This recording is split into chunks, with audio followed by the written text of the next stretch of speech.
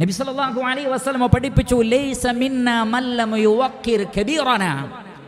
മുതിർന്ന ആളുകളെ ബഹുമാനിക്കാത്തവർ നമ്മിൽപ്പെട്ടവരല്ല, മുസ്ലിമീങ്ങളിൽപ്പെട്ടവരല്ല എന്നർത്ഥം. എന്ന് പറഞ്ഞാൽ ഒരു യഥാർത്ഥ മുസ്ലിം മുതിർന്നവരെ ബഹുമാനിക്കുന്ന ആളായിരിക്കണം.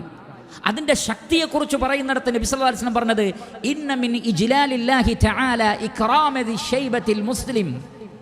അള്ളാഹുവിനെ മഹത്വപ്പെടുത്തുന്നതിൽപ്പെട്ടതാണ്, അള്ളാഹുവിൻ്റെ ജലാലത്തിനെ, അള്ളാഹുവിൻ്റെ അളമത്തിനെ അംഗീകരിക്കുന്നതിൽപ്പെട്ടതാണ് ഇക്റാമതി ഷൈബത്തിൽ മുസ്ലിം.